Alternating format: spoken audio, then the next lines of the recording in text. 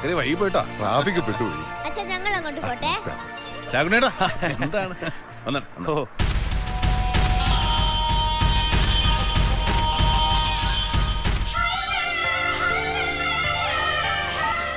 Hello. Morning. Sorry.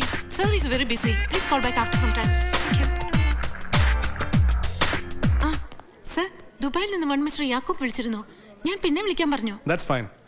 Veni minister secretary വിളിച്ചിരുന്നു. On the way ആന്ന് പറഞ്ഞു. Right. Thank you. Carry on. Okay. തന്റെ secretary ആളൊരു മിടുക്കിയാണല്ലോ. Very smart. Thank you. Good morning, sir. I'm Veni. PA to Hari, sir. I heard a lot about you. പിന്നെ excuse me, sir. Hello. Tell me.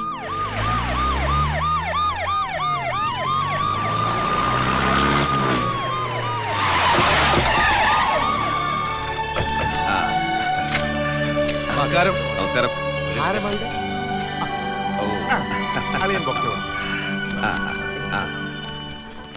അതാണ് വിളക്ക്. കൊളുത്തിക്കോളൂ. Photo.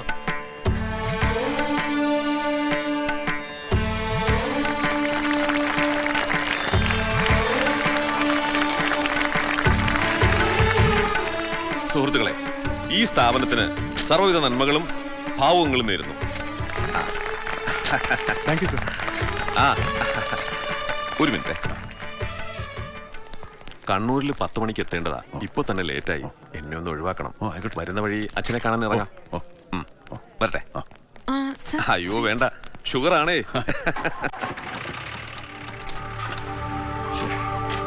സത്യത്തിൽ ഞാൻ മന്ത്രി വരുമെന്ന് വിചാരിച്ചതേയല്ല. Excuse me, sir. രാഹുകാലത്തിന് മുമ്പ് കീ കൊടുക്കണ്ടേ? സമയായി. ഏട്ടാ, അടുത്ത കീ ഹാൻഡ് ഓവർ ചെയ്യലാണ്. നടക്കട്ടെ നടക്കട്ടെ. അതെ, ഏട്ടനാ ചെയ്യേണ്ടത്.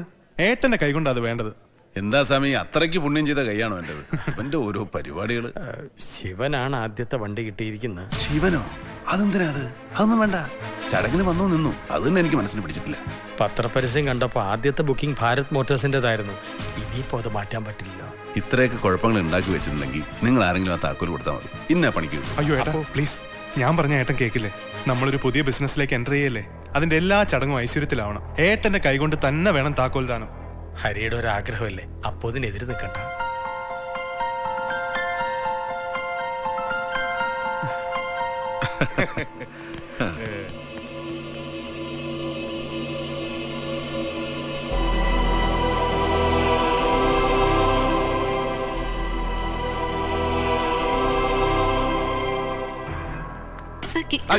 ഞാൻ കൊടുക്കാം.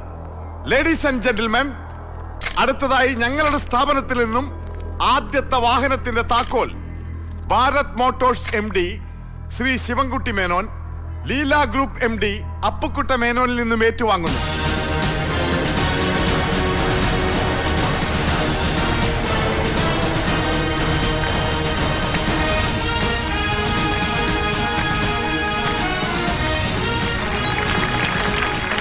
ഇനിയുള്ള യാത്രകൾ നന്മയിലേക്കാവട്ടെ.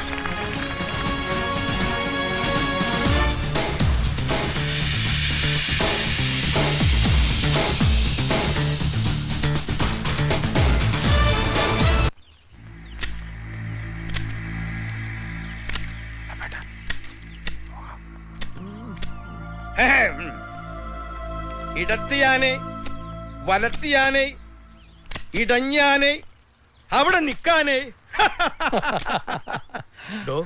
ചിരിക്കുന്നില്ല. നീ ഒന്ന് ശ്വാസം വിട, എന്റെ അപ്പു പൊട്ടിപ്പോവും. എനിക്കിപ്പോ അച്ഛന്റെ തമാശ അങ്ങോട്ട് ദഹിക്കുന്നില്ല.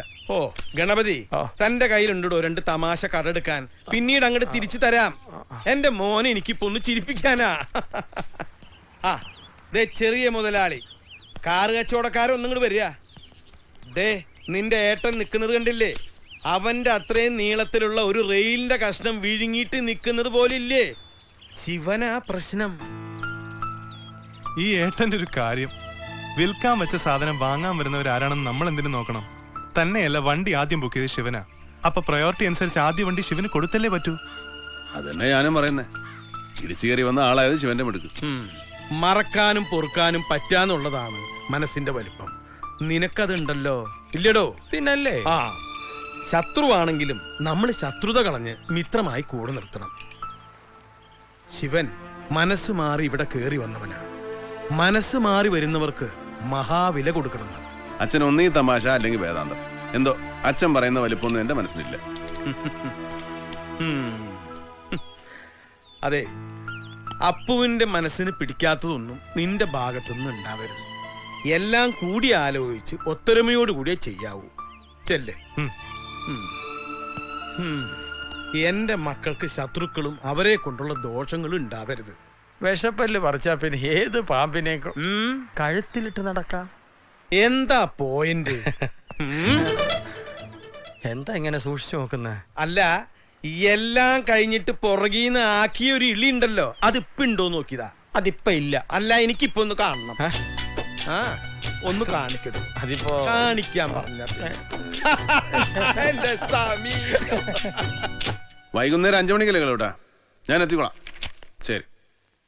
എന്താ പറയണ? ശമ്പളം അഡ്വാൻസിന് എഴുതി കൊടുത്തിരുന്നു. മോള് സുഖമില്ലാണ്ട് ആസ്പത്രിയില്ല. എന്നിട്ട് കിട്ടിയില്ല. അഡ്വാൻസ് കൊടുക്കലൊക്കെ നിർത്തിന്ന് പറഞ്ഞു. സ്വാമി എങ്ങനെ പറഞ്ഞോ? ഞാൻ ആരാ പറയാൻ? വല്ലപ്പോഴും അപ്പുവിൻ്റെ കൂടെ ഇവിടെ വരുന്നു പോകുന്നു എന്നല്ലാതെ ആന്റണി മാനേജരാവും പറഞ്ഞത്.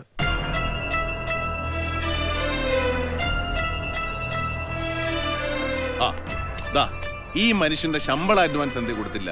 ലീല ട്രാൻസ്പോർട്ട് കമ്പനിയുടെ അക്കൗണ്ട്സും ലീല കൺസ്ട്രക്ഷൻ കമ്പനിയുടെ അക്കൗണ്ട്സും ലീല ടിമ്പേഴ്സ്. ഈ ലീല എന്ന് കണ്ടമാനം പറയണ്ട, അതെന്റെ അമ്മന്റെ പേരാ. സോറി സർ, അക്കൗണ്ട്സ് എല്ലാം തരംതിരിച്ച് ഓഡിറ്റ് ചെയ്ത ശേഷം മാത്രം അഡ്വാൻസ് പേയ്മെന്റ് കൊടുത്താൽ മതി എന്ന് പറഞ്ഞു. ആര് പറഞ്ഞു? ഹരി സർ. എങ്കിൽ നിങ്ങൾ ആ ജോലി വേഗം ചെയ്തു തീർക്ക്. സർ, നിങ്ങൾ ഓരോരുത്തരുടെയും ഓഡിറ്റ് കഴിഞ്ഞിട്ട് വേണോ പാവപ്പെട്ട കുട്ടിക്ക് മരുന്ന് വാങ്ങിച്ചു കൊടുക്കുക. ഇക്കാരണം കൊണ്ട് ചികിത്സ കിട്ടാതെ കുട്ടിക്ക് എന്തെങ്കിലും സംഭവിച്ചാൽ ഓഡിറ്റ് കഴിഞ്ഞ് അതിനെ തിരിച്ചു വാങ്ങിച്ചു കൊടുക്കുമോ നിങ്ങൾ? അറിയാലോ, കൊല്ലം കുറേയായി സ്ഥാപനങ്ങൾ അന്തസ്സായിട്ട് നടന്നു പോകുന്നു. ഇക്കാലം അത്ര ഇവിടെ പണിയെടുക്കുന്നവനെയും പാവപ്പെട്ടവന്റെയും സങ്കടവും കണ്ണീരും കണ്ടിട്ടില്ല, കേട്ടിട്ടില്ല. ഇതെന്താ സർക്കാർ ഓഫീസാ? ചുവപ്പ് നാടേ കൊടുങ്ങി ഒരു മരുന്ന് ചീട്ട് കിടക്കാൻ. എന്താ ഇവിടെ പോയാ? സ്വാമി, നാരായണ കാശ് കൊടുത്തേക്ക്, എന്നിട്ട് എന്റെ കണക്കിൽ വെച്ചോളൂ. ശരി. ഞാൻ ആകെ ടെൻഷനില്ല. അച്ഛനൊന്ന് വെറുതെ ഇരിക്കുന്നുണ്ടോ? മനുഷ്യ ടെൻഷൻ അടിച്ചിരിക്കുമ്പോഴാ. നിനക്കെന്ത് ടെൻഷൻ? അച്ഛൻ നാളെ സ്കൂളിൽ പോണ്ടല്ലോ. കണ്ടമാനം കാര്യങ്ങളിൽ ആൾക്കാർ ടെൻഷൻ എടുപ്പിക്കാവുന്ന വേഗം നോക്കാൻ ശ്രുതി. ഇല്ലെങ്കിൽ ഇവൾക്ക് എപ്പോഴാ ടെൻഷൻ ഇല്ലാത്ത? അച്ഛനോ? അച്ഛന് ടെൻഷൻ ഇല്ലാത്തോണ്ട് നേരത്തെ കഴിച്ചു കിടന്നു. ചെറിയച്ചാ ഒന്ന് അങ്ങോട്ട് വരുന്നുണ്ടോ? കല്യാണി തുടങ്ങിക്കോ, നാളെ സ്കൂളിൽ പോണ്ടല്ലേ. ടെൻഷൻ ആക്കല്ലേ. ഇവിടെ കല്യാണിക്ക് നീ വരാഞ്ഞിട്ടാ ടെൻഷൻ. കഴിക്ക്.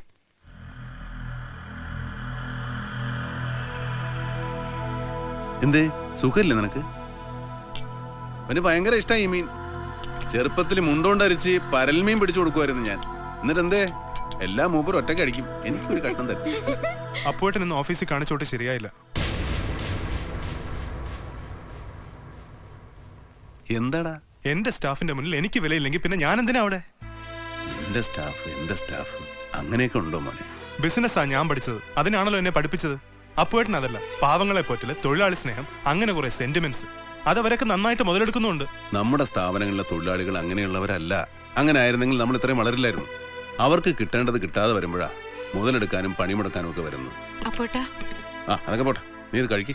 അപ്പോഴേട്ടാ, ഡോണ്ട് ടേക്ക് മീ സില്ലി. അതാ അപ്പൊ നന്നായത്. ഒന്ന് പതുക്കെ പറയേ. നേരം കെട്ട നേരത്തെ ഇംഗ്ലീഷ് കേട്ടിട്ട് നീ അച്ഛനൊന്നും തെറ്റിദ്ധരിക്കണ്ട. ഇതാ ഏട്ടന്റെ ഒരു തന്ത്രം. ചെയ്യേണ്ടതും പറയേണ്ടതും ഒക്കെ അങ്ങ് ചെയ്യും, പറയും, പിന്നെ അത് തമാശയാക്കും, എന്നിട്ട് ഒടുവിൽ ഒരു കണക്കിൽ വെക്കലും. അതിന് നീ ആഹാരം കഴിക്കാതെ കേട്ടാ. അത്താഴം മുടങ്ങിയ അരപ്രാവിന്റെ തൂക്കം കുറയുന്ന.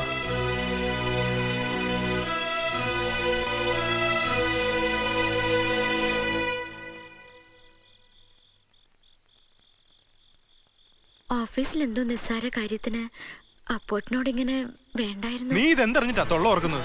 നിസ്സാര കാര്യയാത്ര, കാര്യത്തിന്റെ ഗൗരവം അത് അനുഭവിക്കുന്നത് എനിക്കറിയാം. ഇത് ബിസിനസ്സാ, കുട്ടിക്കളിയല്ല. പിന്നെ ഞാനതിനെ ഇത്രയും കാലം ഇംഗ്ലണ്ടിൽ പോയി വേഷം കെട്ടിയത്. ഒന്ന് പതുക്കെ. അപ്പോട്ടിന്റെ കണ്ണ് നിറഞ്ഞു കണ്ടപ്പോ എന്ത് പറഞ്ഞാലും എല്ലാവർക്കും ഒരു അപ്പുവേട്ടൻ. സ്റ്റാഫിന്റെ ആറ്റിറ്റ്യൂഡ് അത് തന്നെ. ഞാൻ ആരും അല്ലല്ലോ, നിനക്കും അത് തന്നെ. എന്നെ മറ്റുള്ളവരുടെ മുന്നിൽ ചീത്തയാക്കി കാണിച്ചിട്ട് കയ്യടി വാങ്ങാൻ ഞാൻ ആരെയും സമ്മതിക്കില്ല.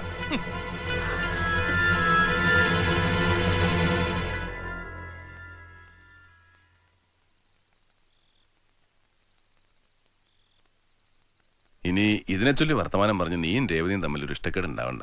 ഞാൻ എന്റെ ഭാര്യയുടെ മുന്നിലൊന്ന് മനസ്സ് തുറന്നു പോയി. ഇവിടെ അതും പാടില്ലേ? മോനെ, ഓഫീസിൽ അങ്ങനെ പറ്റിപ്പോയി. നീ പഠിച്ചോനല്ലേ, മനസ്സിലാവൂലോ. അപ്പൂരിന്റെ തലയിൽ തഴമ്പേ ഉള്ളൂ. ഇന്റലിജാക്ക് പേരിന്റെ തഴമ്പ് ഇപ്പൊ ഇവരില്ല. പഠിച്ച തലയ്ക്ക് തഴമ്പുണ്ടാവില്ല, പക്ഷെ അതിന് എവിടെ ഒരു വില ഉണ്ടാവും. നിനക്കതുണ്ട്, ഉണ്ടാകുകയും വേണം. അതില്ലാണ്ടാക്കാൻ വേണ്ടി, നിന്നെ മോശക്കാരനാക്കാൻ വേണ്ടി നിന്റെ അപ്പേട്ടൻ എന്തെങ്കിലും ചെയ്യുമെന്ന് തോന്നുന്നുണ്ടോ? പിന്നെ നീ പറഞ്ഞില്ലേ എന്റെ തന്ത്രം. പറയാനുള്ളത് പറഞ്ഞ് ചെയ്യാനുള്ളത് ചെയ്ത് മറ്റുള്ളവർ എന്നോട് ഇങ്ങോട്ട് ചെയ്യുന്നതും പറയുന്നതും ഒക്കെ മറന്ന് അതാരും കാണാതെ എന്റെ സങ്കടത്തിന്റെ കണക്കിൽ വെക്കുക. അത് അപ്പേട്ടൻ്റെ ഒരു തന്ത്രം തന്നെയാ, ജീവിത കച്ചവടത്തിലെ തന്ത്രം. അത് നീ പഠിച്ച MBA ഉണ്ടാവില്ല. ആ തന്ത്രം ഇല്ലെങ്കിൽ ജീവിതമില്ല, ബിസിനസ് ഇല്ല, കുടുംബമില്ല, ബന്ധങ്ങളില്ല. അപ്പേട്ടൻ്റെ ചെറിയ ബുദ്ധിയിൽ ആലോചിച്ച ഈ ലോകം തന്നെ ഉണ്ടാവില്ല. മറന്നേക്ക്, നിനക്ക് നാളെ ഒരുപാട് പണിയുള്ളതല്ലേ. അതിൻ്റെ ഇടയിലാ എന്റെ വിവരക്കേട് കൊണ്ട് ഓരോ കാര്യമില്ലാത്ത കാര്യങ്ങൾ. ചെല്ല്, പോയിട്ട് ഉറങ്ങും. ചെല്ല്.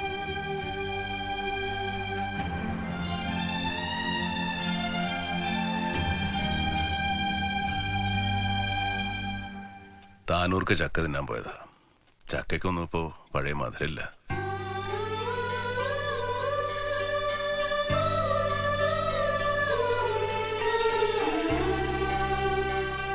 മറ്റെവിടത്തെക്കാളും ഇവിടെ കാറുകൾക്ക് കൂടുതൽ മൂവ്മെന്റ് ഉണ്ട്. അത് കമ്പനിയെ വളരെയധികം ഇംപ്രസ് ചെയ്തിട്ടുണ്ട്. അത് കമ്പനിയുടെ മാത്രം കഴിവല്ല, സാറിന്റെ efficiency, brilliance and dedication. Thanks. എനിക്ക് സാറിനോട് ഒരു കാര്യം പറയാനുണ്ടായിരുന്നു. യെസ്. നാളെയാണ് ഞങ്ങളുടെ ഹോസ്റ്റൽ ഡേ. സാറിന് അസൗകര്യമില്ലെങ്കിൽ ചീഫ് ഗസ്റ്റ് ആയിട്ട് ഒന്ന് വന്നാ. അയ്യോ സോറി, ആൾക്കൂട്ടത്തെ ഫേസ് ചെയ്യുക, പ്രസംഗിക്കുക, ഇതൊന്നും എന്നെ കൊണ്ട് പറ്റാത്ത കാര്യമാണ്. ആ തന്നെയല്ല, നാളെ നമുക്കൊരു ബിസിനസ് ടൂർ ഉണ്ട്. I want you to join me. Sure sir. Good.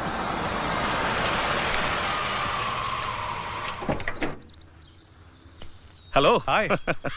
ഇതുവഴി പോയപ്പോ വെറുതെ ഒന്ന് കയറി. Always welcome. അപ്പോ ഞാനങ്ങോട്ട് ചെല്ലട്ടെ സർ? മലയാളിയാണോ? അതെ. ആ,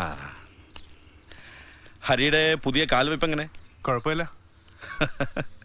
ഞാന് എന്റെ കാര്യം ഓർക്കായിരുന്നു.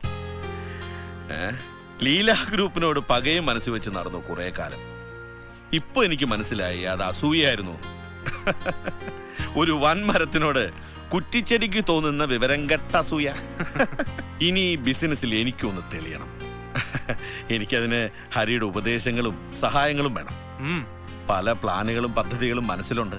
സഹായിക്കണം. എന്തായത്? ഞാനുണ്ട് ശിവന്റെ കൂടെ. മതി, എനിക്കത് മതി. വരട്ടെ ഹരി, ഓക്കെ, നമുക്ക് വീണ്ടും കാണാം. റൈറ്റ്. ബൈ. ബൈ.